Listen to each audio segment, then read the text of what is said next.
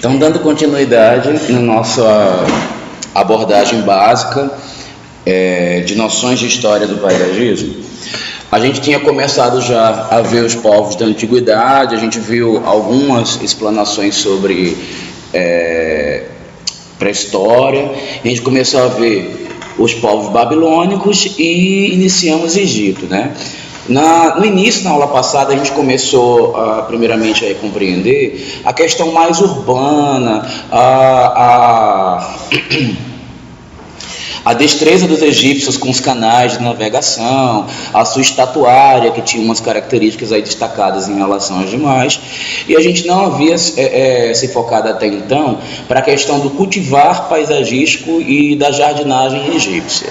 Vejam só, se no Egito Antigo já não era comum nem todo mundo ter banheiro, então ter jardim era um luxo, sabe, excepcional. Somente as residências oficiais, elas teriam essa característica, essa vantagem de possuir um jardim.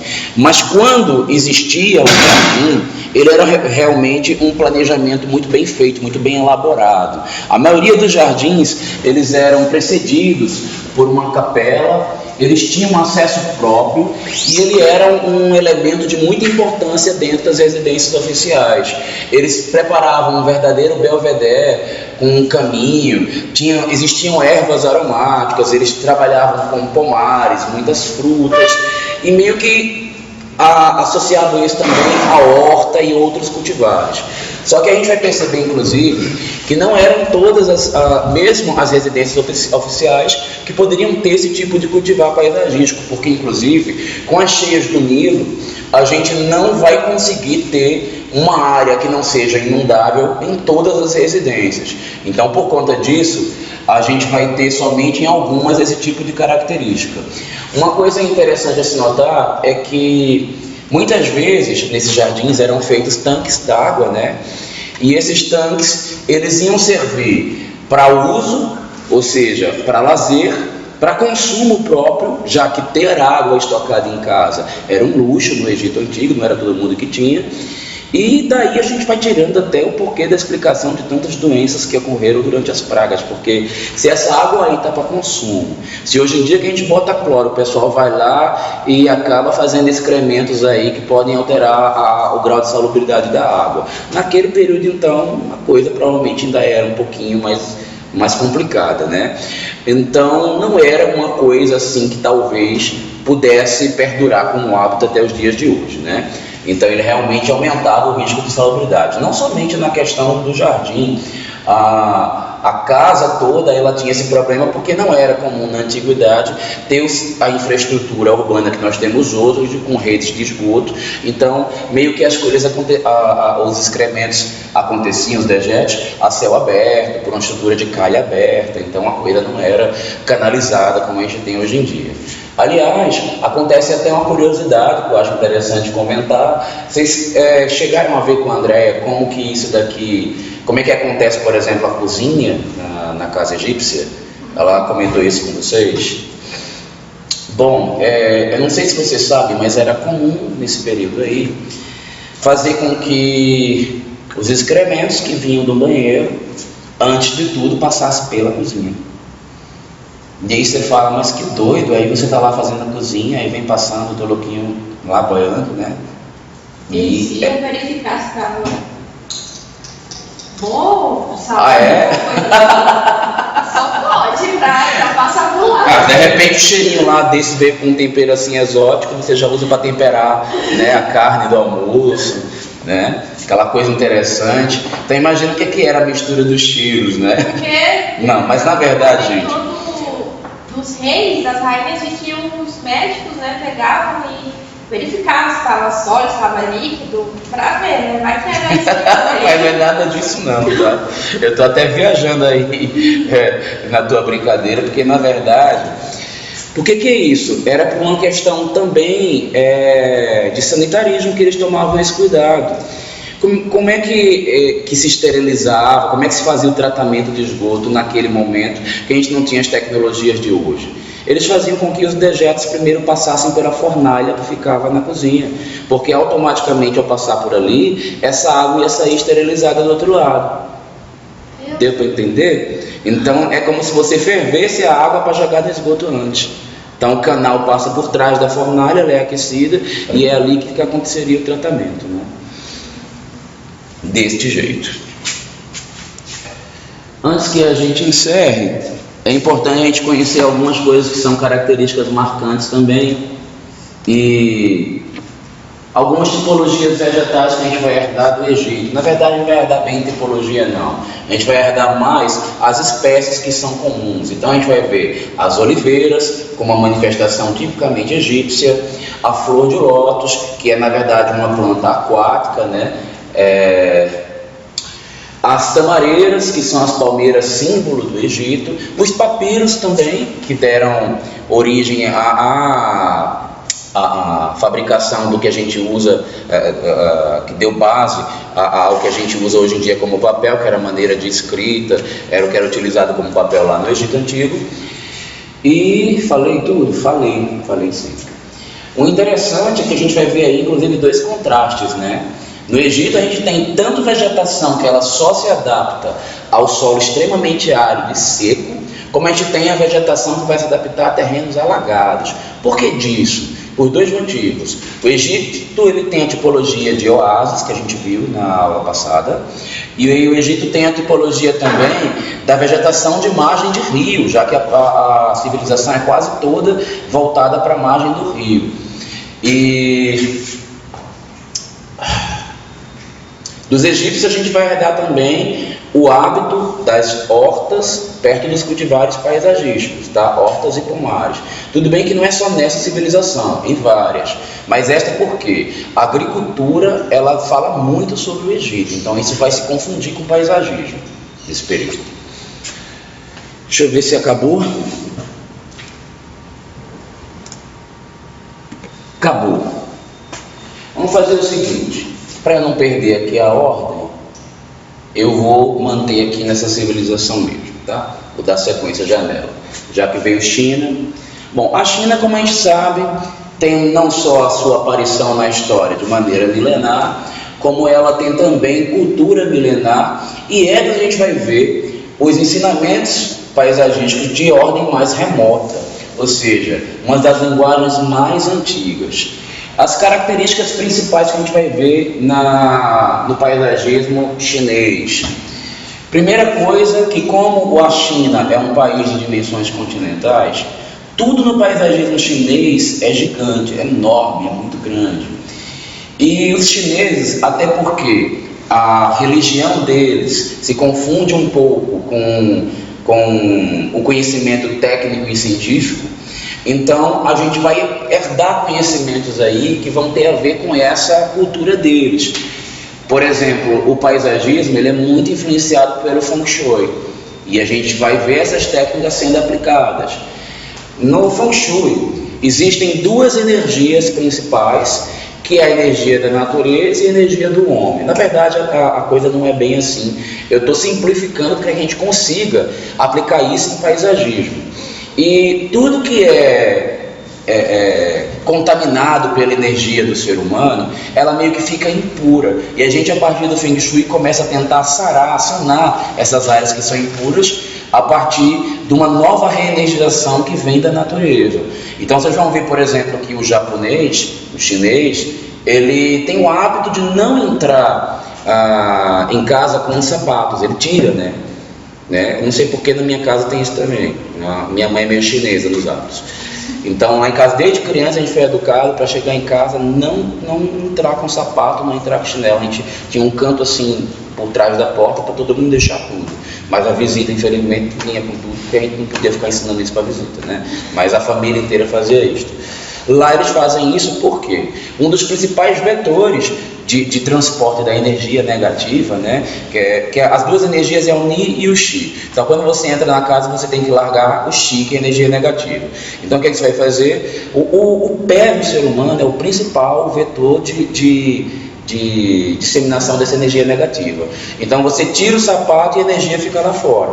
Toda a área que é pública e muito acessada pelo homem, ela está lá, o teu pé e o pé da outra pessoa pegando, você vai pegando aquelas energias negativas. Então você larga ela quando você acessa a residência de alguém.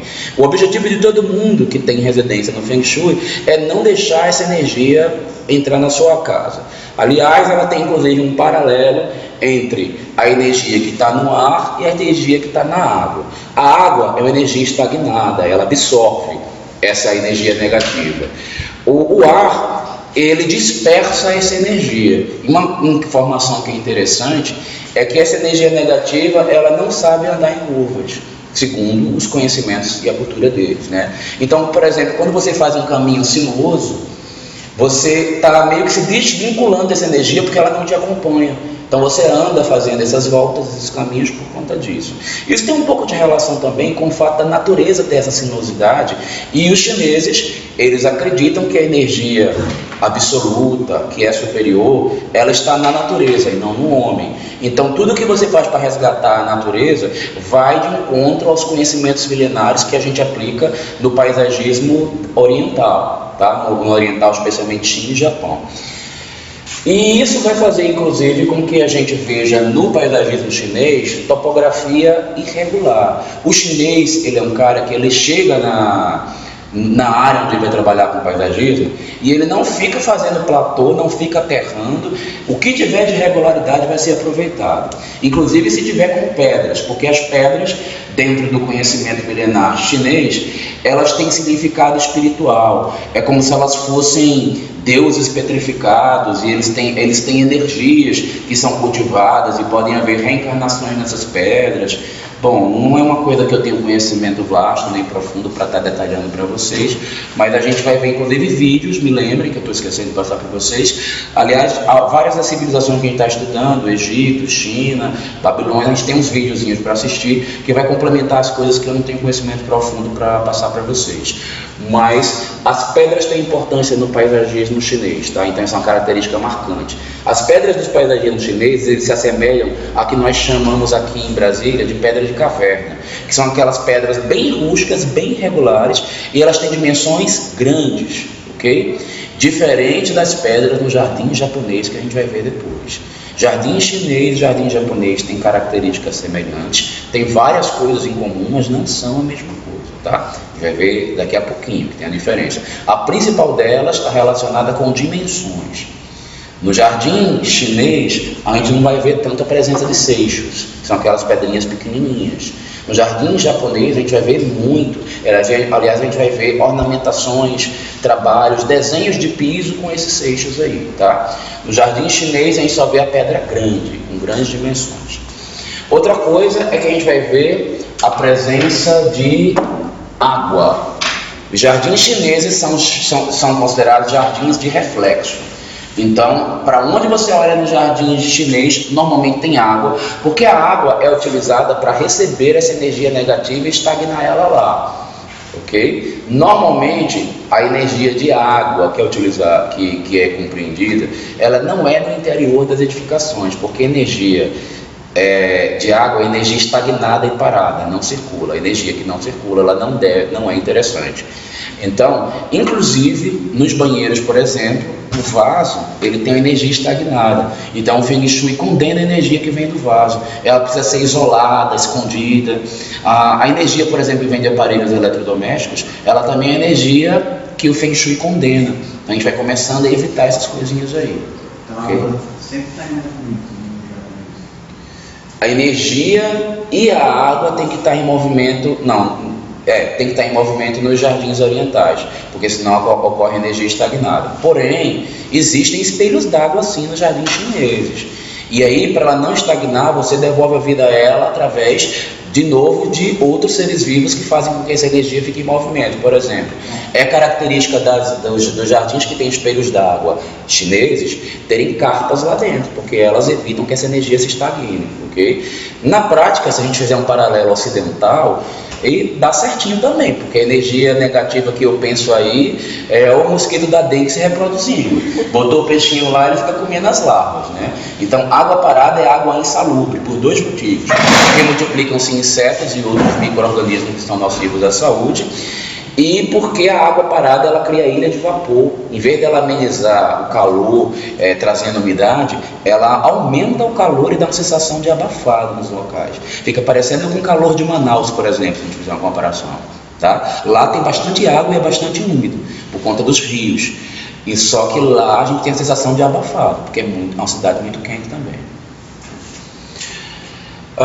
Já falei das pedras, falei das carpas. As pontes são características também desse jardim, a existência de pontes para você fazer a travessia, já que é uma característica desse paisagismo ter espelhos d'água ao redor das edificações.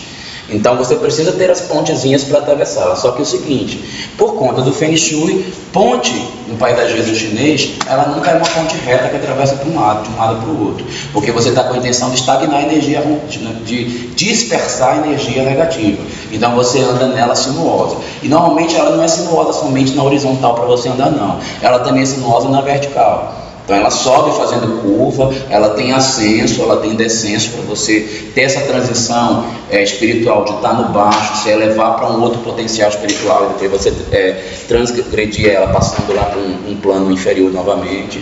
Então tem todas essas questões espirituais envolvidas. Os gazebos e as construções que estão em meio a esse paisagismo, ele também tem esse formato curvo.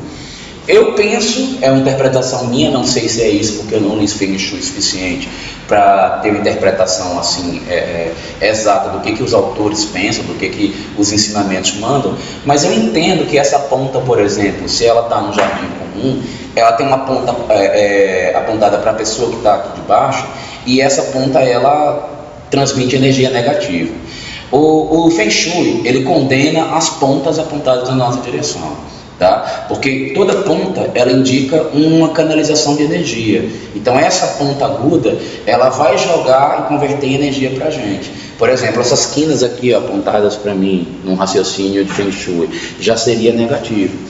Vamos fazer um paralelo ocidental e tentar entender o porquê. Uma ponta também é um risco de acidente, não concorda? É desagradável. No Feng Shui, se condena, por exemplo, num quarto, você tem uma viga aparecendo. Porque aquela viga é uma ponta virada para você. É desagradável se conviver com um volume acima de você. Você está observando aquilo lá. Você acaba canalizando o raciocínio em cima daquele volume e se incomodando. A percepção sensorial não é interessante, tá? Melhor uma coisa lisa para você olhar enquanto você dorme.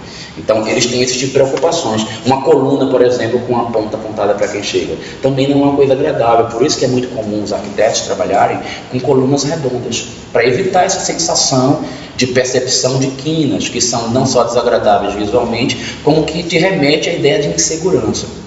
Okay? Então esse raciocínio que a gente usa até hoje na arquitetura, ela vem desse conhecimento milenar de Feng Shui, que é na verdade um conhecimento mais paisagístico que qualquer outra coisa. Então já falei que a arquitetura típica é associada, né? Então esses detalhes elaborados, com muitas tranças, com muito muxarabim, que é na verdade aqueles painéis trançadinhos de madeira que tem na arquitetura oriental. Isso é característica típica que vai nos acompanhar. Uma construção em formato oriental. Outra coisa que não está aqui ainda, eu acho que vai aparecer. Não, está aqui, é o último item, está aqui. Topiaria. E aí, esse termo, a gente vai ver que a gente vai herdar essa técnica, especialmente de duas civilizações.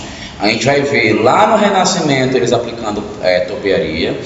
Porém, topiaria já é uma técnica utilizada desde a antiguidade com abundância pelos chineses. Topear, gente, é podar. Só que é podar dando uma forma expressiva. Isso que é topiaria, ok? Então, quando você pega uma planta que você diz, ó, topiaria é diferente de topiária. Topiária é a planta na qual a gente aplicou uma topiaria. Só mudou o acento, mas mudou o sentido totalmente, tá? Vou trabalhar com topiárias, plantas que podem ser podadas para ter um visual expressivo. Na China antiga, as topiarias elas tinham formato ou humano, ou de animais, ou dos seus motivos religiosos, dos seres que evocam a sua astrologia, né? O dragão, a serpente, e outras coisas semelhantes. Mas era bastante comum também os formatos animais e os formatos humanos, coisa que a gente não vai ver com tanta frequência quando a gente chegar lá no Renascimento, que é uma outra etapa de topiaria, tá?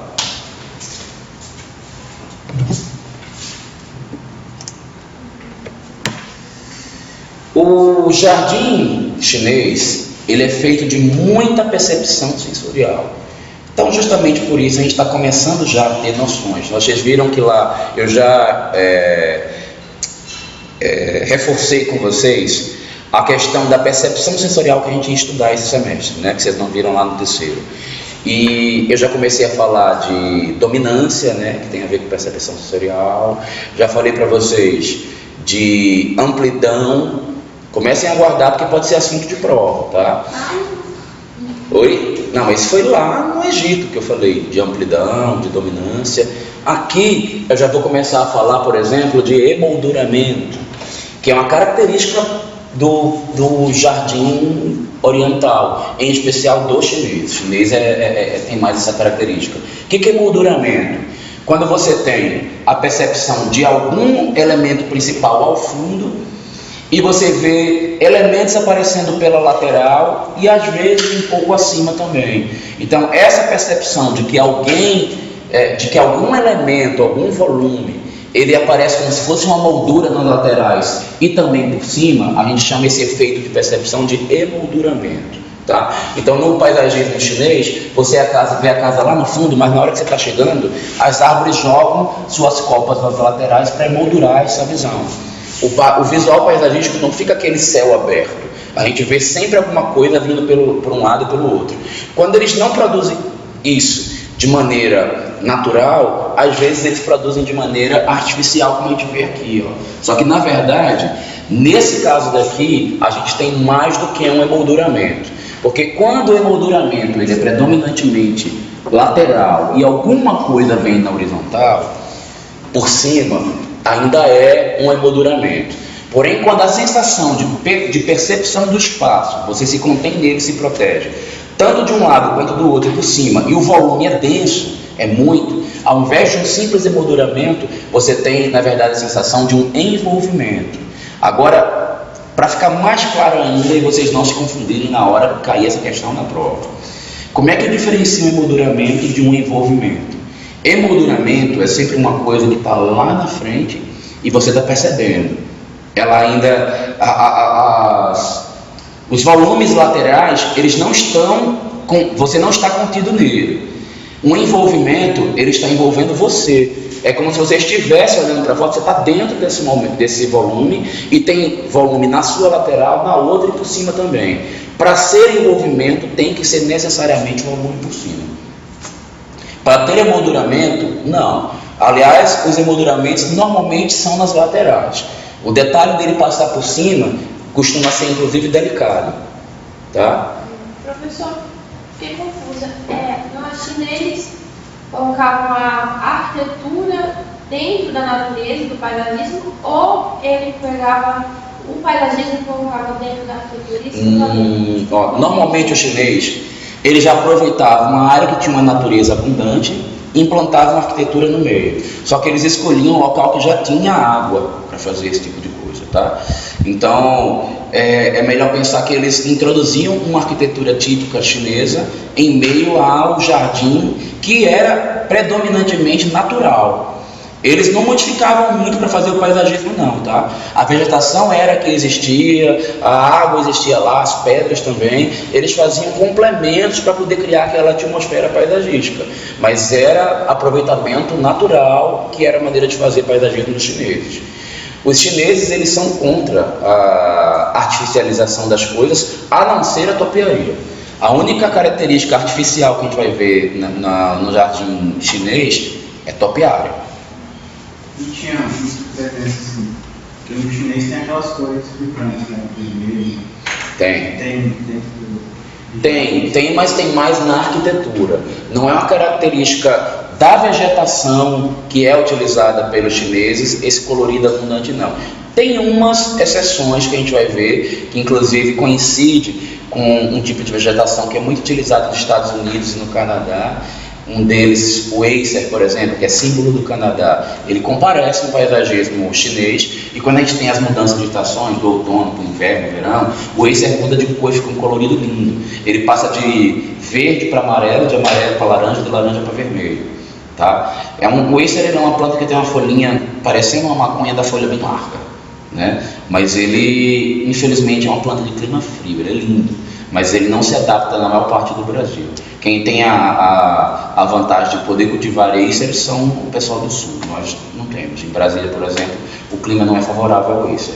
E cerejeira são do Japão, né? Cerejeira também é característica do jardim oriental como um todo. Porém, é melhor a gente pensar que ele é uma coisa mais específica do Japão mesmo. Se a gente tiver que dizer assim, qual é a manifestação exata? Japão. Mas ele comparece nos dois paisagismos? Sim. Cerejeira é a árvore símbolo do Japão, né? Linda. E nós temos o nosso paralelo aqui, que é o ipê-rosa, né? A cerejeira vista de longe, você só consegue destacar do ipê-rosa porque a cerejeira forra o chão, né, de rosa. O chão fica cor de rosa, e se estiver ventando, o céu fica cor de rosa, né? Porque levanta e aí fica aquela coisa linda. Já o ipê-rosa, ele não tem ele não dá essa forração tão fechada como apesar de que ele também derruba as folhinhas e fica meio rosadinho, mas é uma coisa menos densa, mais rarefeita, né? E a gente não vai ter as frutinhas lá, né? Que é o espetáculo maior da cerejeira, que é o auge do espetáculo. Fundo figura, vocês estudaram isso comigo lá em aspectos plásticos. Fundo figura, além de ser um elemento, uma técnica de composição plástica, ele é também um efeito de percepção. Você percebe que destacadamente alguém se contrasta ou se diferencia de um outro elemento, porque ele tem ou cor ou textura diferente. E aí você vai perceber, por exemplo, que você tem aqui um efeito claro de fundo figura, ó. A construção está à frente, tem alguém por trás fazendo um fundo para ele, que é a vegetação.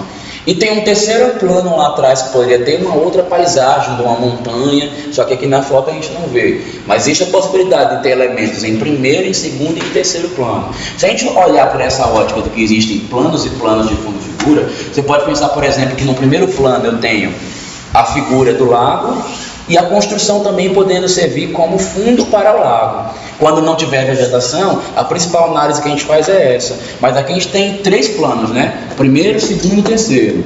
A casa fazendo fundo para o lago, o fundo de vegetação fazendo fundo para a casa. A gente viu isso lá quando a gente viu aquele quadro do Ossian, lembra? Que tinha ele sonhando, aí tinha um sonho na frente, tinha ele aqui e tinha outra coisa atrás dele. Eram 3 planos também. Então essa é uma técnica que a gente vai ver um paralelo muito forte no paisagismo. Gente, paisagismo, ele é um local de plástica.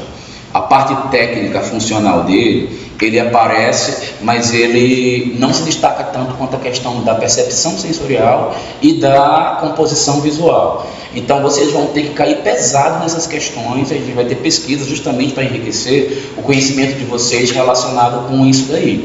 Vocês vão ter que voltar em tudo que a gente aprendeu em aspecto plástico e aplicar de cabeça nos projetos de vocês. O paisagismo chinês também vai trabalhar muito com dominância, porque eles fazem grandes construções com pé direito bastante alto. Então isso vai dar uma certa imponência. Aliás, as esculturas chinesas vão começar também a buscar esse partido de dominância na sua composição. Aqui, gente, ó, já é uma escultura de pedra que eu quero acreditar que não foi esculpida, que ela tenha sido uma pedra natural que foi deslocada para aí, e está no Jardim Suzhou, que é um dos jardins mais famosos da China da Antiguidade. Uma coisa interessante que a gente vai ver é que as manifestações paisagísticas que a gente vê desse período são poucas que a gente pode acessar, porque elas não são jardins públicos, a maioria delas. Elas são heranças que vieram de dinastias da antiguidade e que hoje são de propriedades particulares. Então a gente vai ver lá na China 2 ou 3 principais jardins públicos onde a gente consegue ver essas manifestações. Então a maioria dessas imagens que eu coloco para vocês são desses 2 ou 3 poucos que a gente tem acesso. E esses são o formato aí das pedras, né, das rochas que eles dizem que tem conotações espirituais, que eu estava citando para vocês. Vocês veem que elas não são muito delicadinhas não, né? São coisas bem grosseiras, mas elas têm toda essa importância e significado espiritual para os chineses. Os chineses gostam muito de flores também, tá? Muito embora aqui não esteja aparecendo, mas especialmente quando aparece na topiaria deles, que vai aparecer com animais, com forma humana, a gente vai ver eles trabalhando bastante com a água, com floração e fazendo a topiaria. Mas isso é verdade? Como assim? Não, explica aí. Não é um golfinho aqui, tá? Não é o golfinho, ele não nada, ele não respira. Tipo isso. Dá pra entender? Não dá. Que é muita energia. Que isso, meu? Tem um caldo aí embaixo, então. Tem um cano que está aí por debaixo, aí ele sustenta o golfinho e ao mesmo tempo sai água dele. Aí parece que o golfinho está flutuando na água, né? Tá? E a planta não estou vendo nada. Não tá, porque normalmente essas toperias que vocês vão vendo, eles fazem uma base natural de uma argila, eles colocam uma vegetação que ela se multiplica muito bem em cima dessa argila, e aí eles fazem esse cultivar aí nele, tá? Eu inclusive já usei essa técnica num jardim meu. Eu fiz uma... Deixa eu ver se eu tenho aqui. É cabuloso mesmo. E é sempre com animais, que eles fazem? Não. As topiarias chinesas, elas costumam ser de animais, dragões, serpentes, pessoas. Mas também tem topiarias puramente geométricas no chinês, tá? Mas só que a gente vai ter que levar como diferenciação dos outros o fato deles terem muito desses motivos. Porque a gente vai ver lá na frente, no Renascimento, que não rola tanto animal, tanto dragão, por exemplo, e serpente, não rola de jeito nenhum no Renascimento. Porque não faz parte da cultura deles. Deixa eu ver se eu acho um aqui que eu fiz. Foi um jardim lá para Recife, inclusive. Não foi para aqui, para Brasília, não.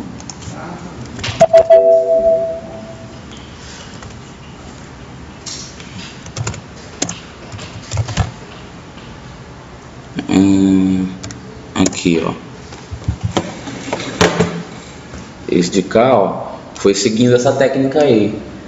Tá vendo aqui, ó? Esse pescador aqui no barquinho. O barquinho é de madeira, aí foi colocado toda a vegetação e aí ele foi de barro. Aí coloca também, é tipo uma graminha que você coloca e ela vai multiplicando, crescendo. Oi? Aquilo ali é um tobogã? Não, aquilo dali é somente uma cobertura de solar. Não pode ser não, porque não aguenta o peso de uma pessoa. Tá? Ele é só uma estrutura tensionada que foi colocada aí para barrar o sol ali debaixo da área. Porque ali tem... Olha lá, tem todo um estar aí tem uma queda d'água externa saindo, tem uma viagem grande aí. Voltando para cá, a gente está vendo aqui de novo mais a questão aqui da vegetação. Por conta de a gente ter esse contraste lá do clima frio, a gente vai encontrar muita vegetação caducifólia na composição paisagística, tanto na europeia quanto nessa oriental. A caducifólia, na verdade, são aquelas plantas que quando chega o inverno elas perdem as folhas, tá? Sim.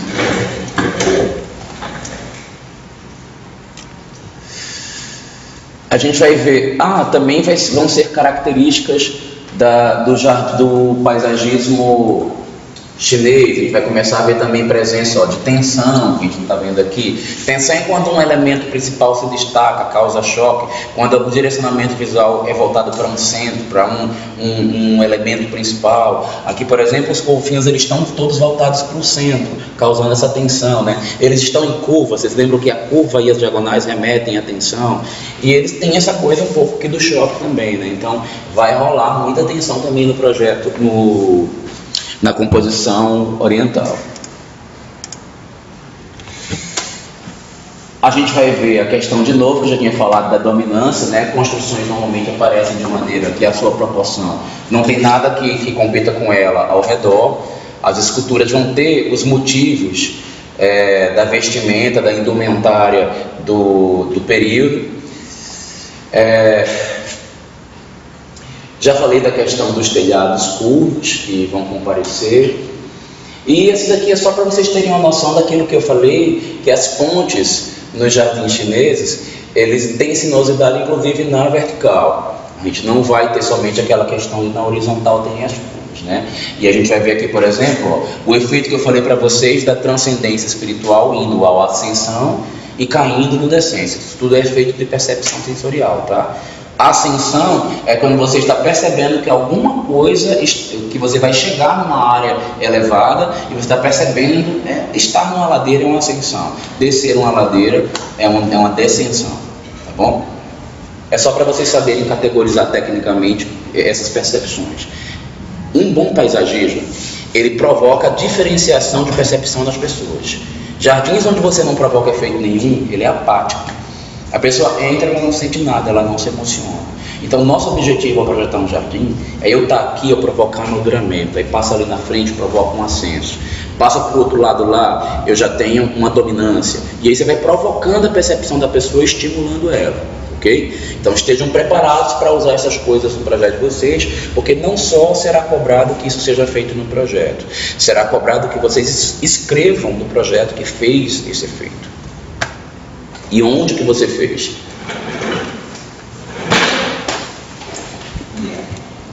No caso do mirante, o mirante, porque aquela ponte ela é muito alta. Eu até esqueci de falar para vocês o que é mirante, né? Não falei sobre ele. O mirante, ele é a percepção de que você está num platô e todos os demais elementos eles estão num nível mais baixo que o que você se encontra. E dele você consegue perceber todo o volume da composição. Isso que é um mirante. É diferente de Belvedere, cara. É diferente, porque nem todo mirante ele é Belvedere. O mirante, ele é uma área que você aprecia o todo da composição, que você está num volume alto e o restante no baixo. Belvedere é o local de onde você tem a melhor visão do projeto. Normalmente um mirante é um Belvedere, porque de lá de cima você vê o que há de melhor no projeto. Mas tem mirante que é feito que não tem nada, que você olha lá, a mesma bosta que está no restante. Então, não sei nem se valeu a pena ter o mirante quando você faz assim. Então, a intenção normalmente de quem faz o mirante é que ele seja um Belvedere. Tem uma casa que não é escrito assim, é mirante, só colocam Belvedere. E aí tem um, assim, que eu acho que pegava 1 quilômetro inteiro, assim, tipo uma calçada. Mas tudo cercadinho e tal. Lá embaixo tinha muita, tipo, como se fosse uma floresta, assim, lindo. Gente, é porque normalmente os arquitetos não ficam escrevendo mirante, Belvedere, dominância, sabe? Eu sou fodão, sabe? Eu faço uma dominância aqui que sou poderoso. Aí bota lá a placa, dominância feita pelo arquiteto fulano de tal. Não rola isso, né? A gente é que tem essa percepção e a gente que é profissional tem que saber onde as coisas estão, porque a gente um dia vai querer reproduzir isso e impressionar e sensibilizar as pessoas. Então a gente precisa conhecer que essas técnicas existem para a gente trabalhar. Então, já o mirante, pelo menos em todos que eu fui, era tipo assim, tipo, sei lá, numa estrada, aí tinha um lugar, vamos supor, do tamanho dessa sala, ou menor. Aí era só aquele lugarzinho e via toda uma paisagem. Eu achei que a diferença era essa dos dois. Não, é porque veja, mirante, você consegue fazer um mirante numa área menor. Um Belvedere, normalmente você usa um espaço maior, porque o Belvedere não é só o visual do que você está vendo lá embaixo. O Belvedere é o local do bom viver, né?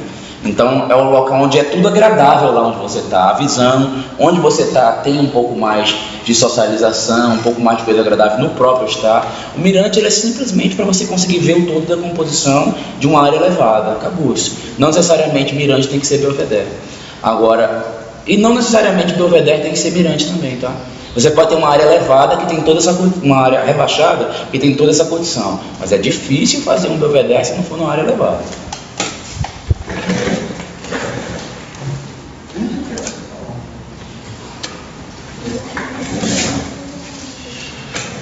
As topiarias, a gente já falou e agora vocês estão vendo os motivos que normalmente comparecem nesses trabalhos orientais.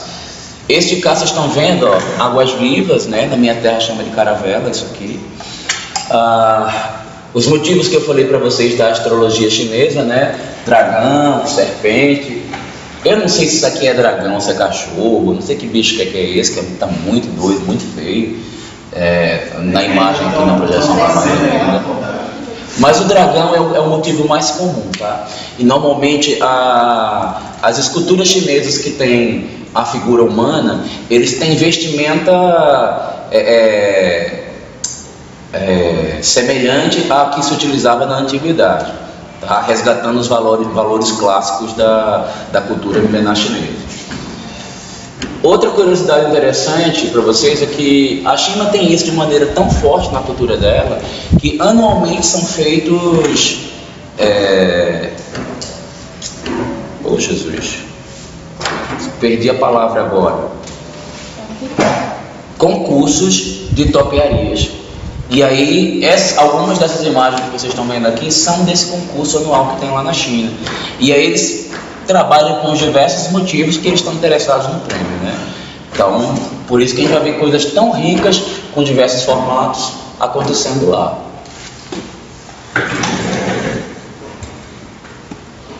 Quase tudo que a gente trabalha hoje em dia é por influência dos chineses, porque foram os primeiros que começaram a trabalhar com topiarias.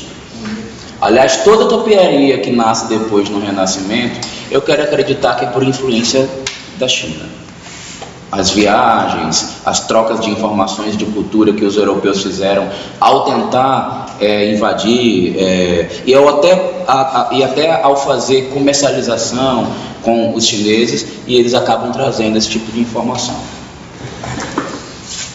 Isso aqui também é num dos jardins públicos que tem lá na China, essa área daí.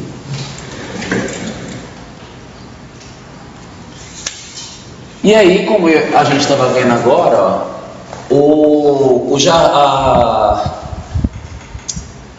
a cerejeira, apesar dela ser a árvore tipo do Japão, também é característica de jardim chinês, tá? Ela também existe em quase todo o continente asiático, especialmente nas regiões de clima mais frio. Nas regiões de clima mais quente ela não vai ser presente, e é o motivo pelo qual a gente não consegue adaptar ela tão bem, senão no sul do Brasil. Mas nós vamos ver vários outros tipos de vegetação que vão comparecer como espécies típicas desse tipo de paisagismo, e que vai inclusive compartilhar seu visual com outros motivos europeus.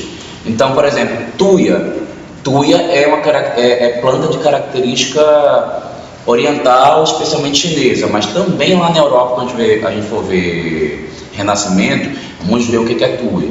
Tuia está dentro das coníferas, que são aquelas plantas que a gente vai ver que ela está aquela alongadinha, tá? Que inclusive são plantas que a gente consegue trabalhar muito com ela em forma de topiária, cortar e podar bastante. Os ciprestes, que a gente usou, né, aqui em Brasília, na década de 80, década de 70, que hoje em dia os donos de casa estão evitando o cipreste, porque a gente sabe que no clima de Brasília, cipreste queima, fica marrom durante o período da seca e fica super suscetível às queimadas.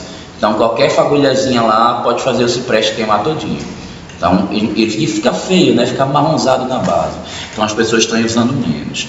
O cipreste, para vocês terem uma noção do que ele é, muitas vezes a gente acha no mercadinho aquele pinheirozinho de Natal desse tamanho para vender, que ele é bem cheiozinho, ele vem bem volumoso. Aquilo ali é um cipreste, tá? As azaleias, que é uma vegetação... por que eu não estou mostrando foto dessas plantas agora, para vocês já terem noção? Primeiro porque é uma lista enorme que está aqui, né? E porque a gente vai ter uma aula específica de noções de botânica, onde eu vou passar todas essas plantas com foto para vocês saberem quais são, tá? Porque eu não estou detalhando tanto agora, senão vai ficar muito repetido o assunto e gastando muito carga horária com o mesmo conteúdo. O Acer, que é aquela vegetação, daqui a pouco a gente vai ver umas folhas de Acer, tá? Que eu falei que parece uma maconha da folha larga, que fica coloridinho, laranja, amarelo. vermelho. Os bambus em geral são de característica do paisagismo chinês, também vai se repetir lá como característica do jardim oriental. Bambu negro, as bambusas ou bambuzinho de jardim, que é a mesma coisa, é outra característica. O olmo, lingustro, nandina, que é uma planta que parece um cafezinho, tá? O visual dela, e ela dá inclusive as frutinhas semelhantes ao do café, mas não tem a mesma importância para consumo que o café tem, apesar do visual, com a diferença que a nandina, quando ela está brotando a folhinha dela, ela sai com a coloração cor-de-rosa, então isso que é o grande destaque ornamental dela. As folhas novas são cor-de-rosa, as folhas que já estão mais velhas ficam verdes. Então fica aquela mescla de rosa com verde na folhagem dela. Tá? A floração dela não tem visual expressivo, são pequenininhas. Os bambuzinhos de jardim já falei, as roseiras são características do jardim chinês, os pinheiros e as coníferas em geral, tá? Essas plantas que têm formato alongado, com formato de pinheirinho. O rododendro, junípero, buchinho, super característico do jardim oriental, mas também é super característico do jardim europeu, tá? Que é aquela que a gente faz aquela planta, aquela bolinha redondinha que vocês veem por aí nos jardins. Cerejeira, que já está aí na própria foto, e o chorão. Chorão, gente, é aquela planta que a gente viu nas fotos agora há pouco, que normalmente tem as folhas caídas para cima dos lagos em jardins japoneses. Ó. Isso que vocês estão vendo aqui, ó, é um chorão. Super comum plantar. Chorão é uma planta que ela gosta de muita água, ela bebe muita água. E era inclusive porque a origem dele tá na beira dos lagos chineses. Né? Então por isso que ele gosta de muita água, porque o habitat natural dele é na beira dessas fontes aí de água. Sim, a gente usa muito. Tanto o chorão quanto a escova de garrafa, que são duas plantas parecidas, eles são bastante comuns aqui no paisagismo que a gente pratica no Brasil todo, porque o chorão é uma planta que se adaptou bem. Ele suporta bem o nosso calor, porém ele gosta de água. Tá? Ele não fica tão bonito num jardim onde você não possa regar com frequência. Não se desenvolve bem. Bom, esse é o Acer que eu estava falando para vocês agora há pouco. Realmente é uma planta lindíssima. É uma pena que ela não é da nossa flora, né? Ela não se adapta bem aqui no Brasil, a não ser no sul. E aqui já é um paisagismo onde ele aparece na composição, uma coisa fantástica.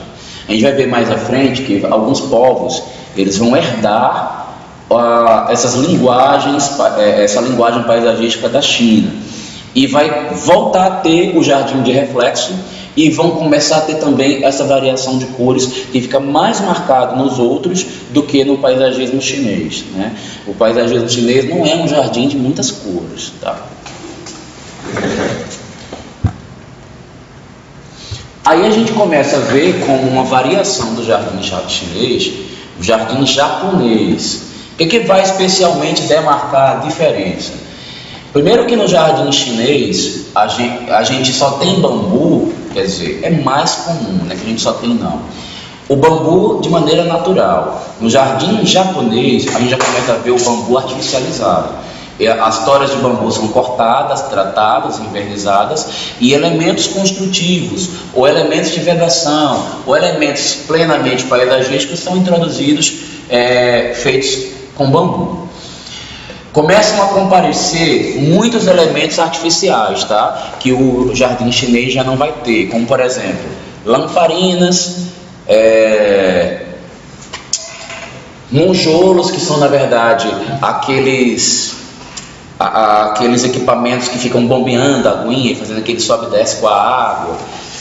O que mais que a gente vai ver? A aparição de pedras não tão irregulares, já não tão carregadas desse intuito espiritual e de dimensões bem menores. E pensando em pedras que têm dimensões menores, como vocês podem ver aqui nas fotos, a gente vai ver também o seixo, que são as pedrinhas, os pedriscos pequenininhos, que a gente aqui no Brasil também gosta muito de trabalhar, só que com a diferença que a gente vai ver muito seixo branco aqui. No jardim, especialmente a gente pensar Brasília, por exemplo, gente, cuidado, seixo fica muito lindo, seixo tem uma vantagem grande, seixo não dá manutenção, não é igual grama, que você fica cortando, que você fica tendo que adubar, tratar, cuidar de pragas. Aqui em Brasília, tanto a gente tem muita erva daninha, como a gente tem muitos insetos no cerrado, em especial os cupins. Cupim é uma praga do cerrado. Existem dois tipos de cupim, aquele que ataca a madeira, que destrói tudo quanto é madeira na casa.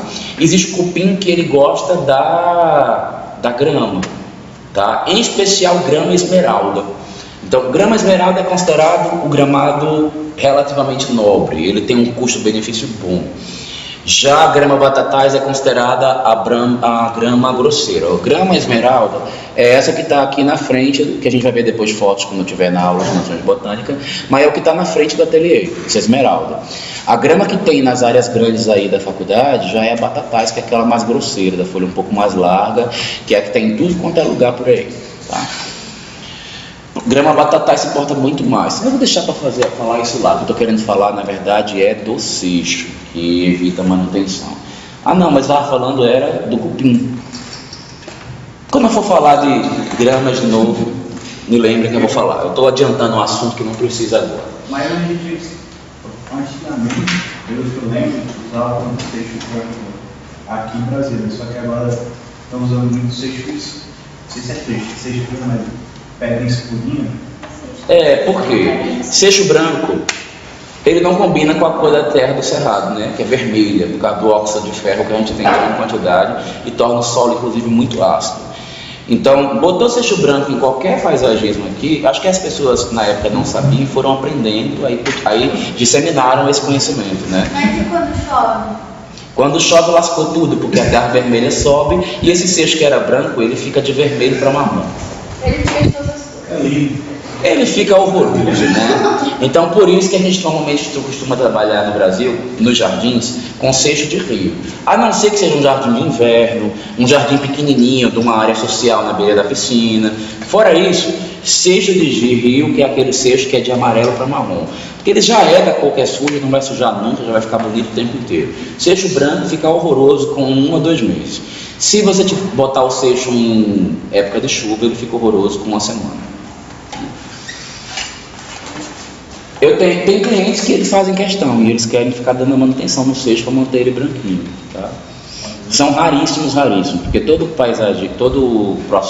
cliente que contrata um paisagismo, uma das principais coisas que ele fala quando contrata é: não gosto de cuidar de jardim, eu quero um projeto que não tenha manutenção. Isso é 90%, só que não existe jardim sem manutenção. Existe um de manutenção reduzida e a gente vai ver o que a gente faz para isso acontecer lá na frente, tá? Quando eu der as noções de botânica para vocês. Então lá eles usam seixo, mas sempre não usam seixo branco. Eles, os chineses, japoneses, usam mais o branco.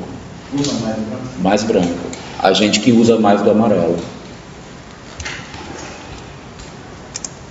Outra coisa também que é característica, eles fazem esses desenhos, né, com gadanho, que na minha terra chama gadanho, aqui chama, acho que garfo do jardim, aquele negócio assim, ó. E aí eles gostam de fazer esses desenhos. Isso aí é uma coisa que transita entre técnica visual, técnica espiritual e técnica de relaxamento, né? Eles trabalham muito isso como terapia. Rastelo, ok, é o nome daqui. Minha terra é gadanho, é o nome disso. É que eu lembrei. Ih, mas vai pegar uma café.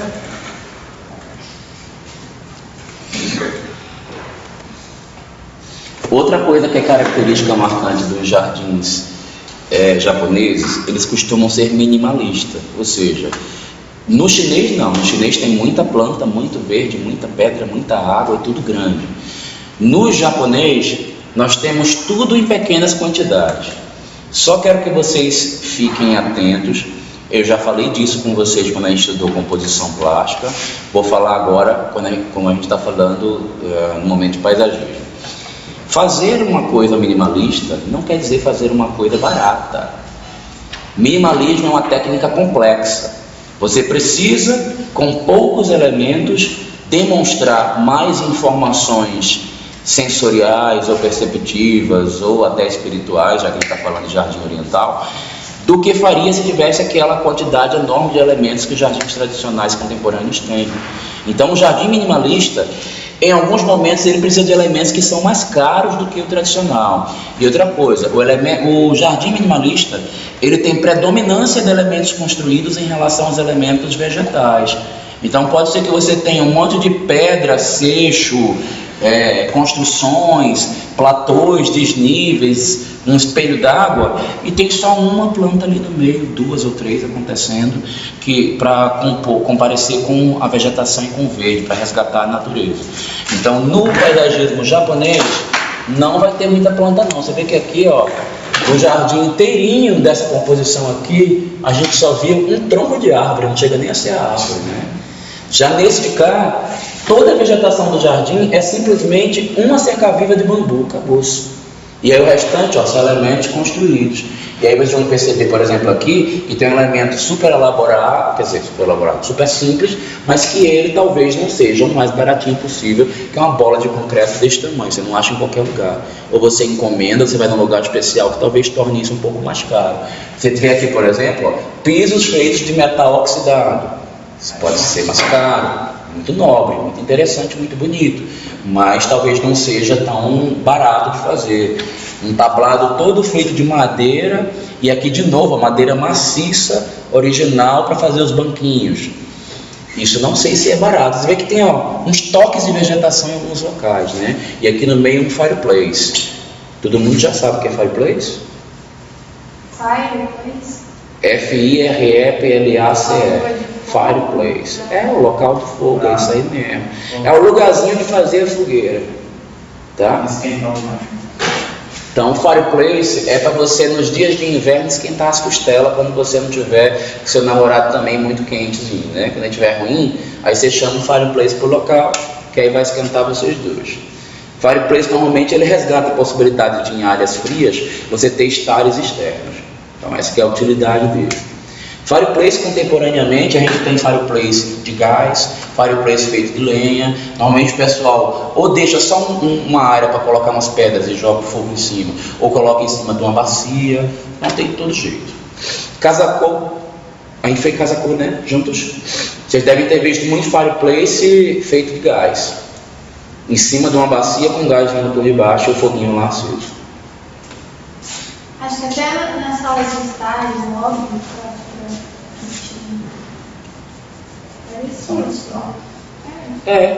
tinha fireplace na sala de estar, na casa pouco. Isso mesmo. E aí a gente encerra aqui a parte de que a gente viu agora, paisagismo oriental, China e Japão. E eu vou fazer o seguinte. Tem intervalo, gente? Não tem?